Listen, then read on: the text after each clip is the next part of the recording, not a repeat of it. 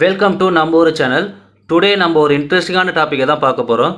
அது பார்க்கறதுக்கு முன்னாடி நம்ம சேனல் இன்னும் சப்ஸ்கிரைப் பண்ணாதவங்க சப்ஸ்கிரைப் பண்ணிக்கோங்க. அப்படியே பக்கத்தில் இருக்க பெல் பட்டனையும் ப்ரெஸ் பண்ணிக்கோங்க. அப்போ தான் நம்ம போடுற ஒவ்வொரு வீடியோவும் உங்களுக்கு நோட்டிஃபிகேஷனில் வரும். வாங்க வீடியோக்குள்ளே போகலாம்.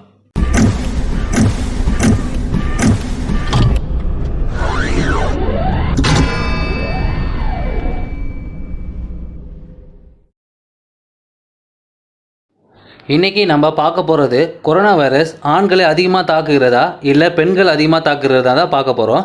இந்த கொரோனா வைரஸ் அதிகமாக ஆண்களை தான் தாக்குதுன்னு சில அறிவியல் முடிவுகளில் தெரிய வருது.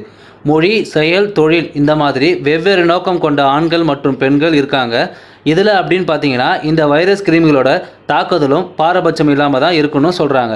இதுக்கு என்ன காரணம்ன்ட்டு அப்படின்னு பார்த்தீங்கன்னா, பொதுவாகவே ஆண்கள் அவங்களுடைய பணி சுமை, அதாவது ஒர்க் டென்ஷன் காரணமாக அவங்களோட உடம்பை கவனிச்சிக்கிறது இல்லைன்னு சொல்லலாம். முக்கியமாக ஆரோக்கியத்தில் எந்த ஒரு வித கான்சன்ட்ரேஷனும், அதனால் சரியாக தூங்காமல் ஹெல்த்தியாக சாப்பிடாம இப்படி தான் இருக்காங்களாம். அவங்களுக்கு ஏதாவது ஒரு நோய் வருதுன்னா அது ஸ்டார்டிங்லேயே பார்க்க மாட்டாங்க. அது நல்லா முத்தி போயிட்ட பிறகு தான் டாக்டர்கிட்டயே போவாங்க.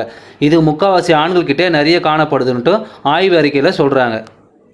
பெண்களை அப்படின்னு எடுத்துக்கிட்டிங்கன்னா வீட்டில் இருக்கிறவங்களோட ஆரோக்கியமும் அவங்க கையில் தான் இருக்கணும். அப்படிங்கிறதுனால அவங்களுக்கு இயல்பாகவே முன்னெச்சரிக்கை அப்படின்றது அதிகமாகவே காணப்படுது. அது மட்டும் இல்லாமல் பெண்களுக்கான ஹார்மோன்கள் ஈஸ்ட்ரோஜன், ப்ரொஜெஸ்டரோன் அப்படிங்கிற ஹார்மோன்களும் அவங்களுக்கு நோய் எதிர்ப்பு திறனை அதிகரிக்குதுன்னு சொல்கிறாங்க. இப்போ பெண்களுக்கு ஒரு நோய் வரப்போகிறது அப்படின்னா அவங்க உடம்புல அதை எதிர்த்து செயல்படக்கூடிய ஆன்டிபாடிஸ் தானாகவே அது ஃபார்ம் ஆகும்னு சொல்கிறாங்க. இது ஆண்கள் உடம்புல கேஸ்பேஸ் 12 அப்படிங்கிற நொதிகள் ஃபார்ம் ஆகி அதை ஆன்டிபாடிஸாக ஃபார்ம் ஆகாமல் தடுக்குது. ஆனால் பெண்கள் உடலில் இருக்கக்கூடிய ஈஸ்ட்ரோஜன்ஸ் அப்படிங்கிற ஹார்மோன்ஸ் இந்த நொதியை சுரக்க விடாமல் ஆன்டிபாடிஸாக உருவாக்குறத என்கரேஜ் பண்ணுறாங்க. அது மட்டும் இல்லாமல் 46XX அப்படிங்கிற குரோமோசோம் பெண்கள் உடம்புல இருக்கிறதுனால இன்னும் நோய் எதிர்ப்பு திறன் அதிகமாக இருக்குதுன்னு சொல்கிறாங்க. அதனால் ஆண்கள் உடம்புல 46XY அப்படிங்கிறது இருக்கிறதுனால நோய் எதிர்ப்பு சக்தி இயல்பாகவே கம்மியாக இருக்குதுன்னு சொல்கிறாங்க. இந்த காலகட்டத்தில் அப்படின்னு பார்த்தீங்கன்னா ஒர்க் டென்ஷன் காரணமாக சரியான சாப்பாடு எடுத்துக்கிறது இல்லை, உடற்பயிற்சி செய்கிறது இல்லை, நேரத்துக்கு தூங்குறது இல்லை. பாதி பேருக்கு பார்த்தீங்கன்னா நைட்டில் தான் ஒர்க்கே போவாங்க. இந்த மாதிரி இருக்கிறதுனால ஆண்களுக்கு சீக்கிரமாக நோய் அட்டாக் ஆகுதுன்னு சொல்லலாம். பட்டு பெண்கள் பொறுத்த வரைக்கும் வீட்டில் இருக்க டைமுக்கு பார்த்தீங்கன்னா சாப்பிட்றாங்க, டைமுக்கு தூங்குறாங்க. இயல்பாகவே அவங்க உடம்புல எதிர்ப்பு திறன் அதிகமாக இருக்குன்னு சொல்கிறாங்க. கொரோனா வைரஸை பொறுத்த வரைக்கும் 1.7% பெண்கள் தான் உலகத்தில் இது வரைக்கும் கொரோனா வைரஸால் இறந்துருக்காங்களும்.